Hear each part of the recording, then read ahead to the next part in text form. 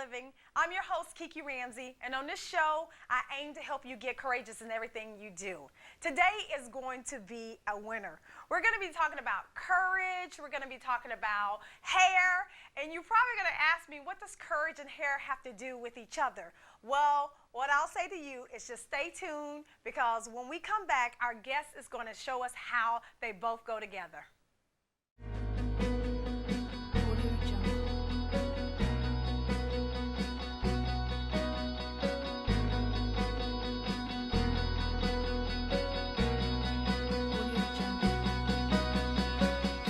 Courageous Living. I'm Kiki Ramsey, and today, like I said, we're going to be talking about courage, and we're going to be talking about hair, and all things good.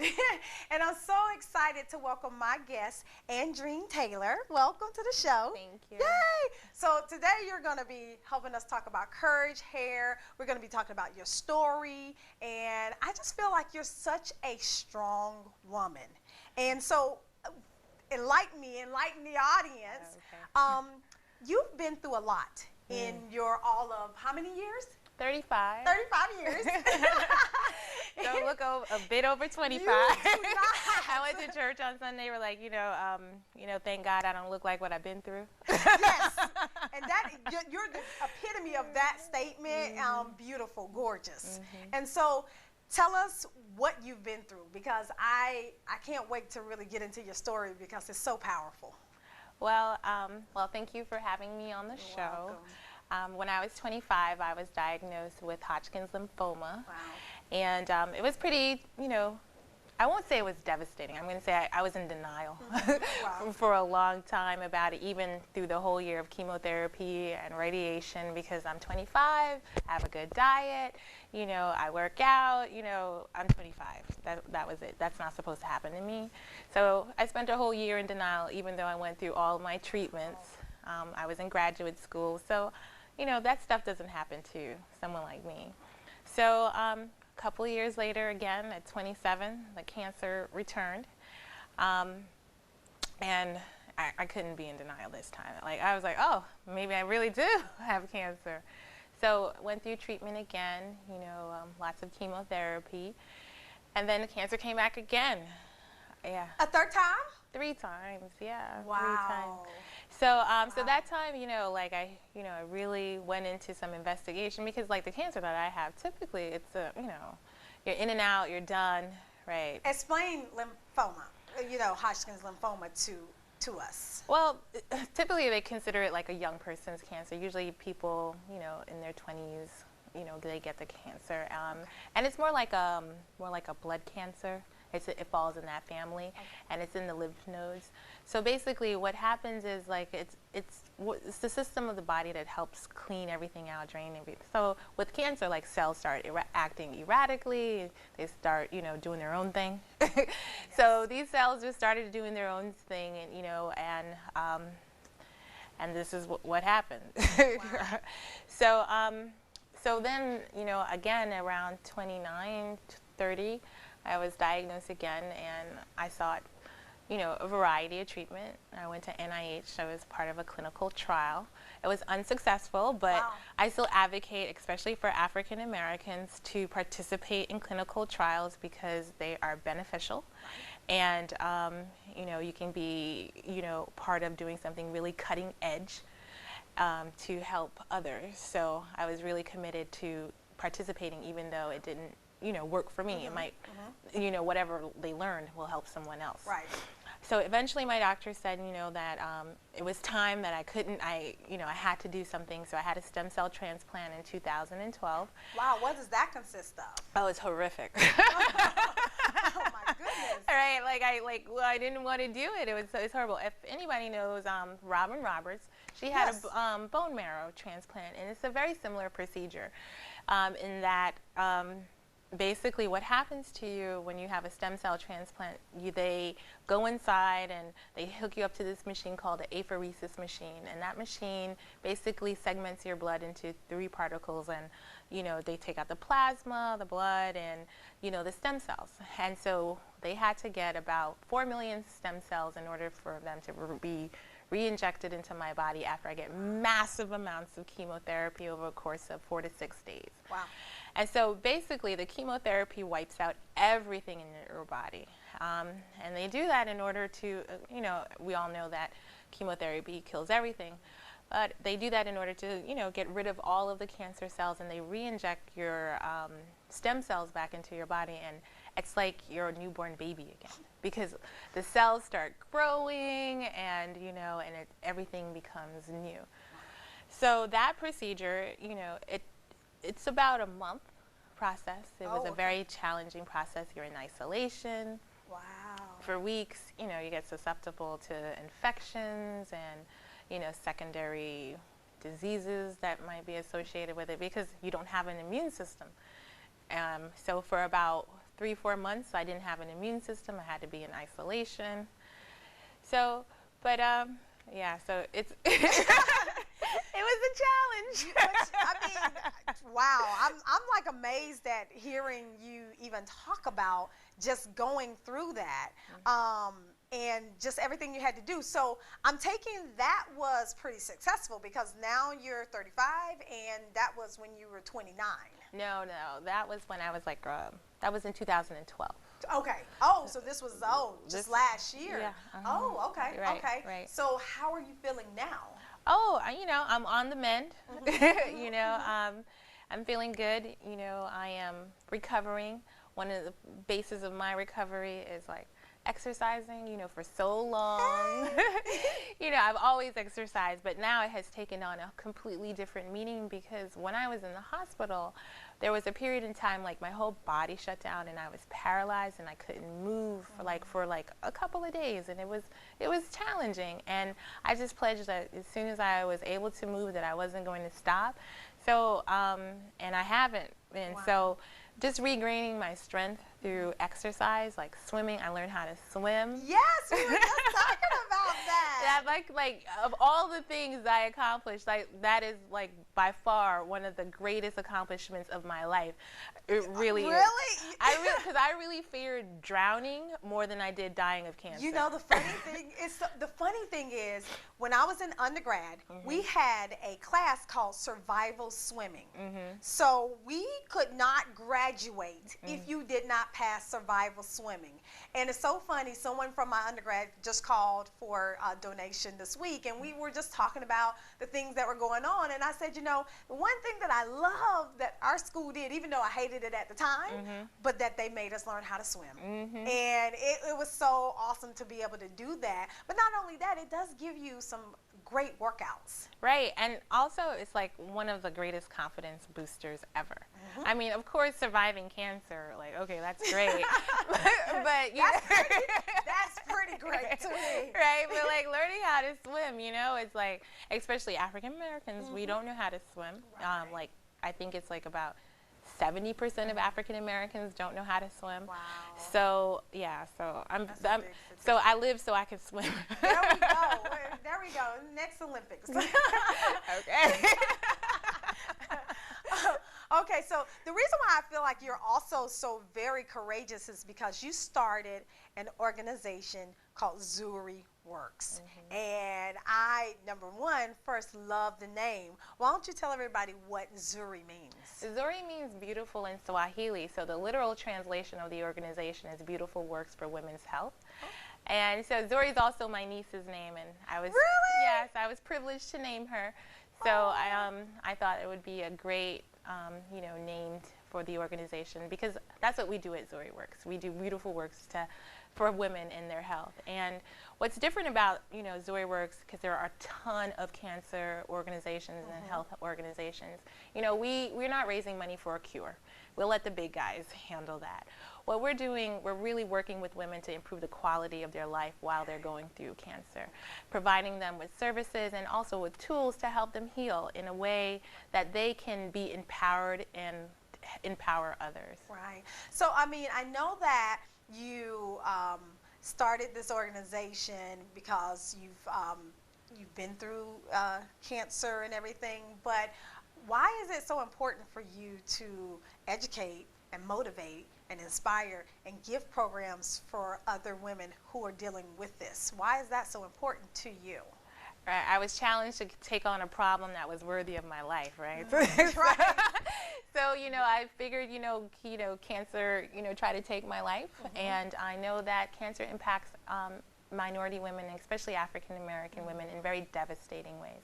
And I wanted to come up with something in a culturally relevant way that would get women of African descent and minority women engaged around their health. So one of the things that we know all women are concerned about, and especially African American women, is their beauty and their looks. We spend a lot of money, more than any other group, on our hair and beauty products.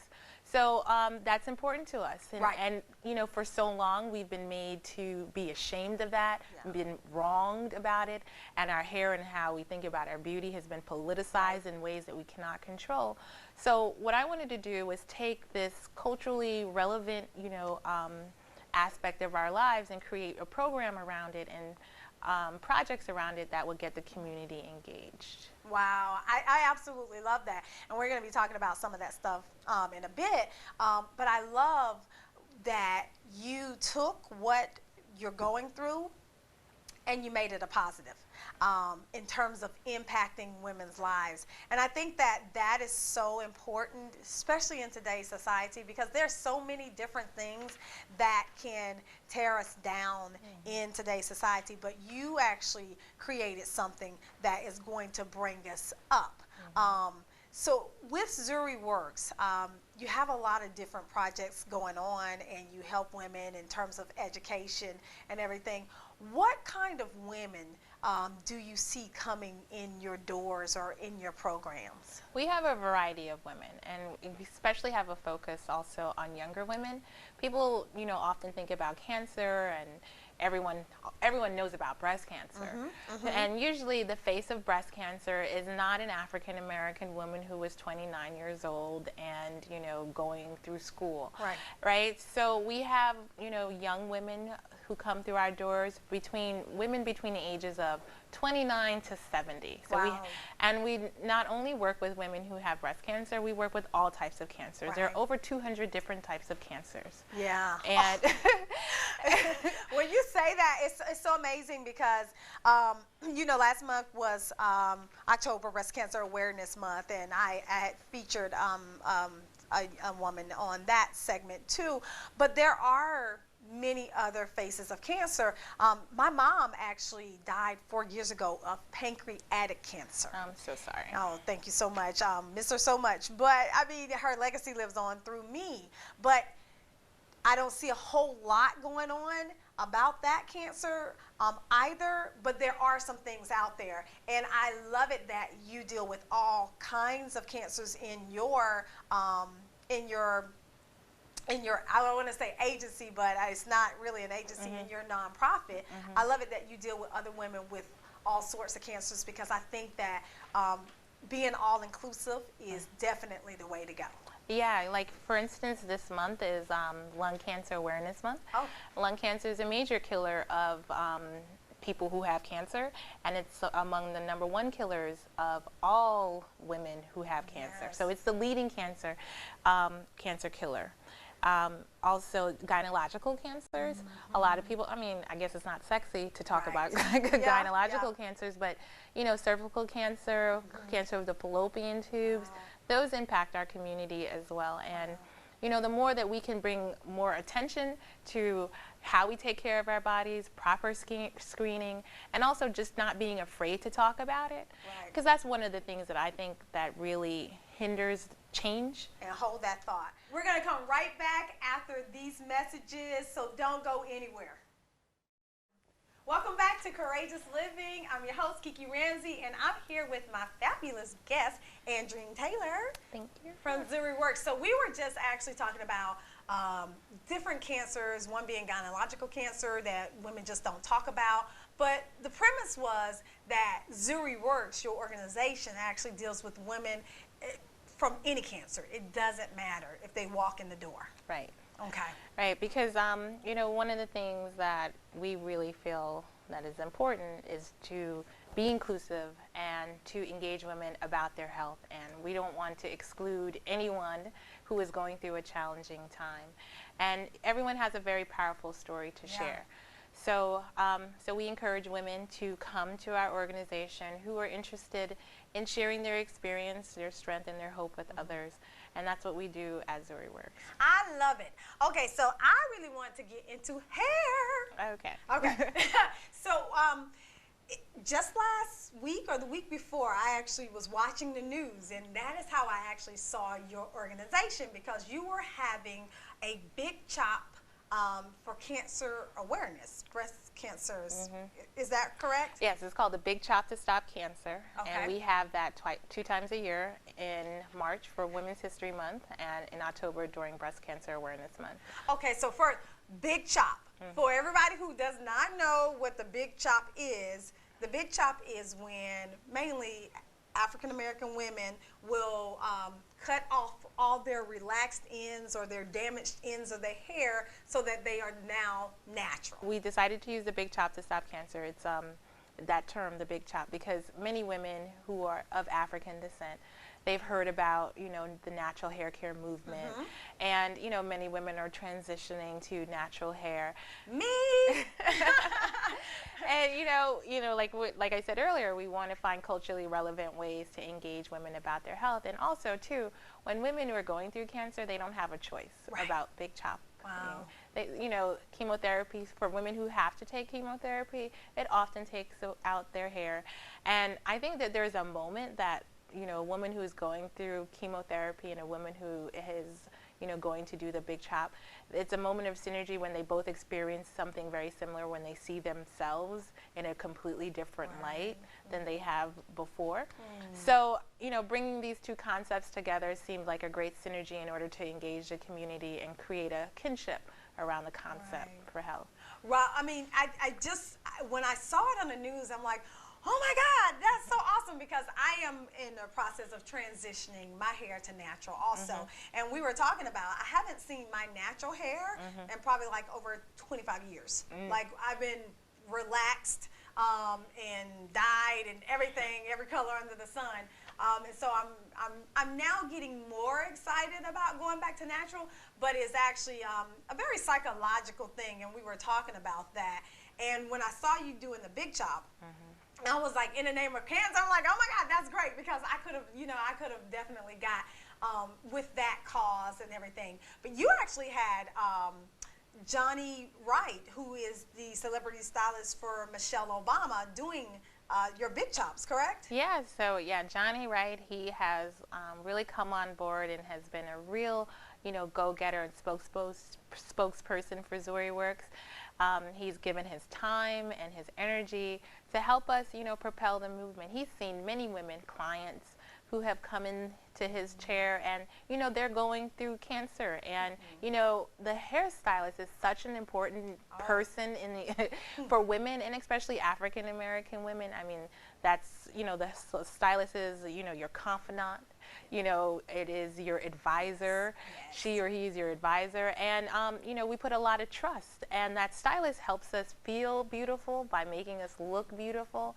And going through such a challenging, you know, experience like cancer, we thought that the hairstylist would be a perfect person to have as, like, you know, the spokesperson for this. And Johnny Wright, you know, when we approached him for this, he was, you know, very much interested in being a part of it and helping us advocate for, you know, the health of women. I love it. I love it. I love it. And so with him doing that, how was the turnout? I think we even have some pictures that we're going to be able to put up for our viewing audience to see. But how was the turnout for this whole event? Because you actually were able to raise money for your organization for this event. Yeah, it was really good. We had about 100 people who came out to our Big Chop to Stop Cancer event. We had about 8 women who cut their hair. And I'm going to say, when you want to talk about women who are courageous, to ask an African American woman to cut her hair.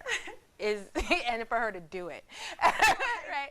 I mean, that takes a lot of courage because, you know, in our society, African American women have been made unbeautiful because of the texture of their hair, the color of their skin, and African American hair is just full with so much political and social and cultural discourse, much of which, you know, they did not create. So the Big Chop to Stop Cancer, it's also a style change to create change. Yeah. Our hair has been made to mean so many things. You know, what it means to be beautiful, not beautiful, accepted, to be professional, you know, to be elegant. So what if we use our hair to make a statement about the health of ourselves and our community? So that's why I love that. No, that's why I love that, because I felt like, you know, as my journey in learning about natural hair, and I'm so much on YouTube now and everything, it has really been more so, we talked about a freeing experience, like when you actually do a big chop or you transition to your natural. And I think that that's so amazing because, you know, I think that all women should be made to feel beautiful. No matter what color you are, whether you're African American, white, Chinese, it doesn't matter. And I think that society puts so much on all of us as women in terms of what beauty actually looks like, that we have to really dig in to find our own identities in this world today. So I love that you do the Big Chop to Stop Cancer, because it's so freeing in so many different ways, even for the women who actually do it. So anybody can participate in this, correct? Of course. We'll take anybody's hair. We work with a local company they're called Dash Hair Studio.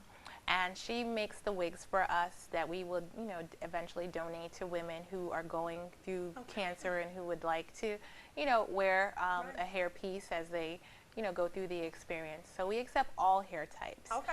So this is not exclusive because, and also too, we want women to stand with African American women and minority women around their health. So we're asking all of our sisters to be there for us. And, you know, just with considering, you know, our hair, it is, it's a real marker of like who we are and that we're going to use our hair to make a stand for our health. And a lot of people, when they think about, you know, going natural, of course you want to think about like, you know, this new look and how you're going to feel your hair texture, and it's, you know, but it's also about women getting healthy. From a lot of the anecdotal evidence that we've gathered around, you know, the natural hair care movement, we've seen that it begins with, how do I take care of my hair? What do I do to make my hair healthy and shiny? And then, the taking care of my hair is an inside job. So what do I need to eat? You know, how do I take care of my body? And it's that nexus of self-care that we want to tap into with the Big Chop to Stop Cancer. So it's not just about hair, it's about health. It's about health, and I absolutely love that. Now, I want to ask you, you keep your hair cut low. Yes. Is that now because of preference, or is it because of everything that you've been through? Why have you decided to keep it low, or do you want to grow it out, or what have you decided? I like it low. I like my face. And I think it's beautiful. You know? Thank you. No, I absolutely think it's beautiful. I like my hair low. I have a very active lifestyle, and it's just, you know, very convenient for me. And also, too, we want to explore all the different ways in which that we can express our beauty. I wore weaves at one time. I had braids, you know, and I had I had a lot of natural hair in 2012 before, you know, one of my good friends, Veronica, she came to the hospital on Christmas Eve and helped me shave my head. Because I was looking really patchworky there, and it had to go. But now, you know, I feel so strong. You look so strong. And brave. You look brave. But, you know, but it's also like ease of use. That's what my life is, like ease of use. Yeah. So, and this aesthetic is an aesthetic that I think, you know, now I'm seeing a lot of. So I see a lot of women who have low haircuts like this, too. I do too. I see a lot of low haircuts and just different. You know, everyone is so different. And what I love about it, because it sends a message that you can be who you are and be okay with that, because that is also beautiful. Right. You know. Right. I definitely agree with you. And I think when you see like women who, whether or not you decide to wear weave or your natural hair, what I think is important and what's happening now in this cultural moment is that women are defining what beautiful is. And this definition of beauty is coming from within the culture rather than it being imposed on them. So people can walk out here with a short haircut, they can walk out here with a mohawk, a weave, or a perm, and it doesn't matter because it's being self-defined. And I think that's very important. And it's also healthy. Yeah. Absolutely, and as I'm in my transitioning stages and stuff, and so I'll have different hair, and so the audience will see me with all kind of different hairs and stuff like that. But at the point where I get ready to big chop, I'm going to be so excited about it because I know it's going to be like this really freeing experience for me just to go deeper in terms of who is Kiki Ramsey. And so I love that what you're doing, even with your organization, is really helping women get free and be themselves, which is humongous because we as women are not always ourselves. So let me ask you this before we have to go because we got to wrap it up. But how can I or anybody else get involved with what you are doing at Zoe Works? Well, you can go to our website, www.zuriworks.org, Zuri, Z-U-R-I, works.org. And we have, there are tabs there. You can volunteer. You can become a stylist for our Stylist for Survival program. You can help sponsor a big chop event. So, and if you're a woman who needs services, who wants to participate in our Exposures Project, there are forms online where you can fill out. What's the Exposures Project? That's I know. The Exposures Project is a documentary series program. What we do, we teach women how to take photographs, and what they do, they learn how to tell their stories through pictures, and we train them how to tell their stories to audience, and they become health advocates in their communities. So it's like it's a 10-week course. We work with a professional photographer, and women, take these pictures. And this is so important, especially for minority women, to be in charge of taking their own images and telling their stories from their perspective, because as we know, that's not something that we have been able to be in control of. So giving them this medium of using the camera, and we live in such a visual culture, and also to document the experience of going through cancer and recovery too. It's just an amazing way to see a very holistic example of what it looks like to be a cancer patient and survivor. Wow. Andreen, thank you so much for being with me today. I thoroughly enjoyed our conversation, and I know that you all enjoyed our conversation too. We talked about courage and hair and all things under the sun.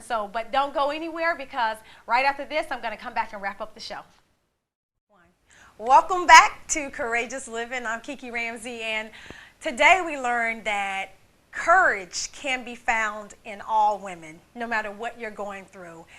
Whether it be cancer or anything, you can find your courage deep within. And also, beauty is found in all women, no matter what your hair texture is, your skin color, it doesn't matter. So when you think about courage and you think about beauty, I want you to look in the mirror and think about yourself. Now, I want you to visit me on my website at kikiramsey.com if you have any comments or questions to ask me. And until next time, get courageous.